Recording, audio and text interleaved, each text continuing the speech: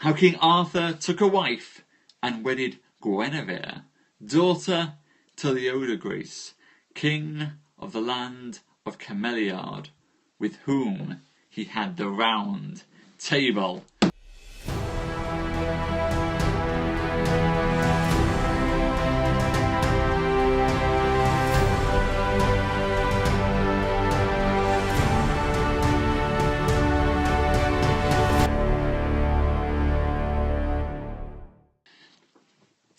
In the beginning of Arthur, after he was chosen king by adventure and by grace, and the most part of the barons knew not that he was Uther Pendragon's son, but as Merlin made it openly known. But yet many kings and lords held great war against him for that cause. But well Arthur did overcome them all. For the most part the days of his life he was ruled much by the counsel of Merlin. So it fell on a time King Arthur said unto Merlin, My barons will let me have no rest, but needs that I must take a wife. And I will none take but by thy counsel and by thine advice. It is well done, said Merlin, that ye take a wife, for a man of your bounty and nobles would be without a wife. Now, is there any that ye love more than another? Yes, said King Arthur, I love Guinevere, the king's daughter, Leodegrance, of the land Cameliard, the which holdeth in his house the table round that ye told he had of my father Uther. And this damsel, she is the most valiant and fairest lady that I know living, or yet that ever I could find. Sir, said Merlin, as of her beauty and fairness, she is one of the fairest on live, but, an ye loved her not so well as ye do, I should find you a damsel of beauty and of goodness that should like you and please you, and your heart were not set. But there, as a man's heart is set, he will be loath to return. That is truth, said King Arthur. But Merlin warned the king secretly that Guinevere was not wholesome for him to take as wife, for he warned that Lancelot should love her, and she him again, and so he turned his tale to the adventures of the Holy Grail.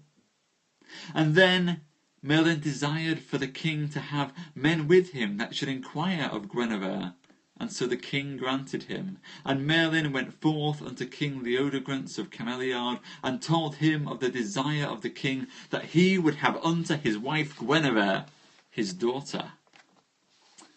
That is to me, said King Leodegrance, the grace best tidings that ever I heard, that so worthy a king of prowess and nobles will wed my daughter. And as for my lands, well, I will give him, wouldst I it might please him, but he hath lands enough, him needeth none. But I shall send him a gift which shall please him more. For I shall give him the Table Round, the which Uther Pendragon gave me, and when it is full complete, there is 100 knights and 50. And as for 100 good knights, I have myself, but I give 50, so that so many have been slain in my days.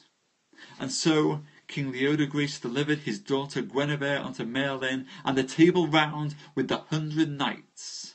And so they rode freshly, with great royalty, what by water and what by land, till that they came nigh unto London.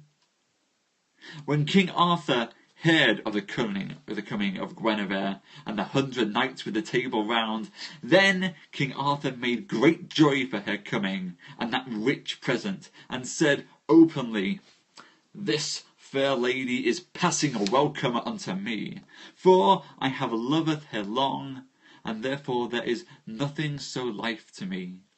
And these knights with the Round Table please me more than great riches, and in all haste the king let ordain for the marriage and the coronation in the most honourable way that could be devised. Now, Merlin, said King Arthur, go thou and spy me in all this land 50 knights which be of the most prowess and worship.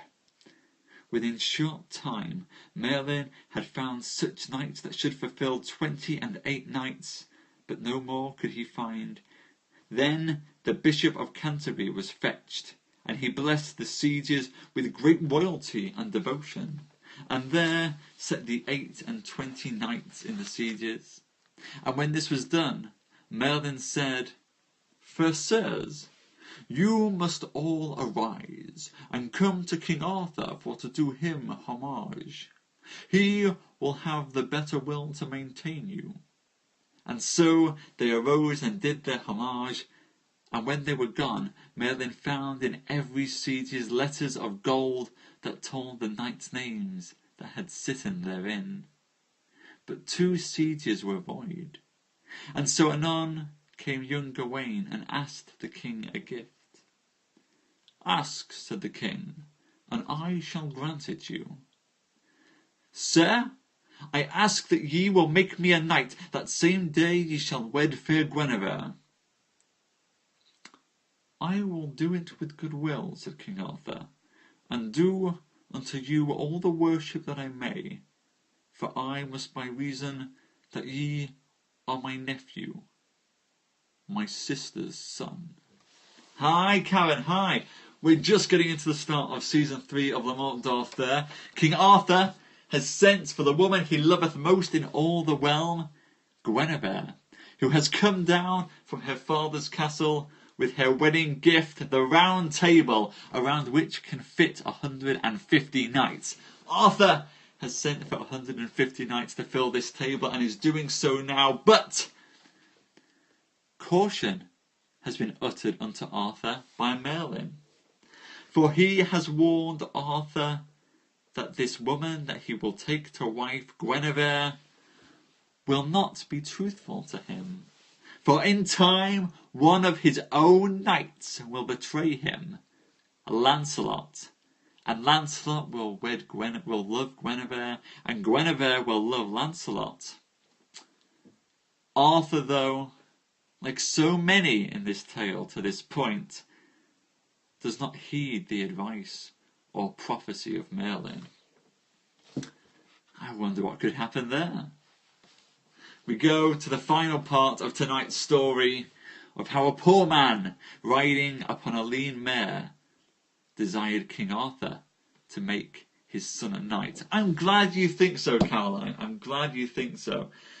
For me, I think that my next favourite part is actually the tale of Tristram and Isolde. Looking forward to that. Some good Cornish tales there. But glad you're liking this bit. Forthwithal there came a poor man into the court, and brought him a fair young man of 18 years of age, riding upon a lean mare. And the poor man asked all men that he met, Where shall I find King Arthur? Yonder is he, said the knights. Wilt thou anything with him? Yea, said the poor man, therefore I come hither. And anon, as he came before the king, he saluted him and said, O King Arthur, the flower of all knights and kings, I beseech Jesus to save thee. Sir, it was told me that at this time of your marriage ye would give any man the gift that he would ask, out except it were unreasonable. That is truth, said the king. Such cries I let make, and that will I hold, so it impair not my realm nor mine estate. You say well and graciously, said the poor man. Sir, I ask nothing else but that ye will make my son here a knight. It is a great thing thou asketh of me, said the king. What is thy name? Sir, my name is Ares, the cowherd. Whither cometh this of thee, or of my son? Nay, sir, this desire cometh of my son, and not of me, for I shall tell you, I have 13 sons, and all they will fall to what labour I put them. and will be right glad to do labour. But this child, he will not labour for me for anything that my wife or I may do, but always he will be shooting or casting darts, and glad for to see battles and to behold knights, and always day and night he desireth me, sir, to be made a knight. What is thy name? Said the king unto the young man. Sir, my name is Tor. The king beheld him fast, and saw he was passingly well visaged, and passingly well made of his years. Well, said the king Arthur unto Ares the cowherd, fetch all the sons afore me, that I may see them. And so the poor man did, and all were shaped much like the poor man. But Tor was not like none of them all in shape nor in countenance, for he was much more than any of them. Now, said King Arthur unto the cowherd, where is the sword he shall be made knight with? It is here, said Tor. Take it out of the sheath, said the king, and require me to make you a knight. Then Tor lit off his mare, and pulled out his sword, kneeling, and requiring the king that he would make him a knight, and that he might be a knight of the Table Round. As for a knight I will make you. And therewith he smote him in the neck with the sword, saying, Be a good knight, and so I pray to God so ye may be. And if ye be of prowess and of worthiness, ye shall be a knight of the Table Round. Now Merlin, said Arthur, say whatever this Tor shall be, a good knight or no. Ye, sir, he should be a good knight, for he is come of as good a man as any is alive, and of king's blood. How so, sir? Said the king. I shall tell you, said Merlin. This poor man Ares the cowherd is not his father. He is nothing, said to him, for King Pellinore is his father. I suppose nay, said the cowherd. Fetch thy wife afore me, said Merlin, and she shall not say nay. Anon the wife was fetched, which was a fair housewife.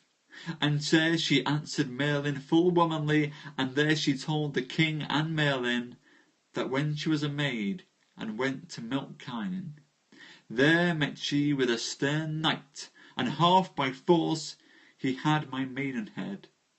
And at that time he begat my son Tor, and he took away from me my greyhound that I had that time with me, and said that he would keep the greyhound for my love.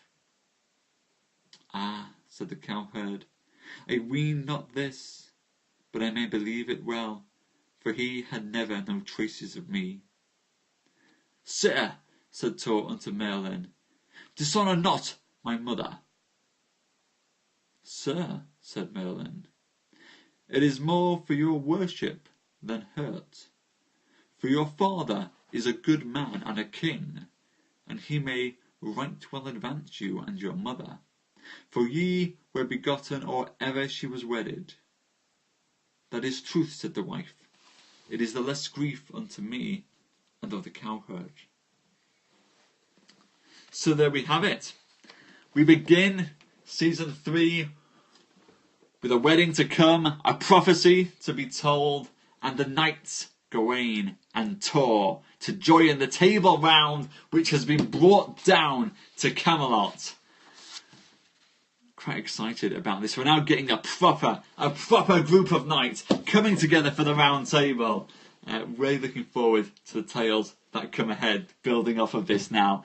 We're going to get into some of the proper knight romances of the Arthurian tales. I can't wait to share those with you guys.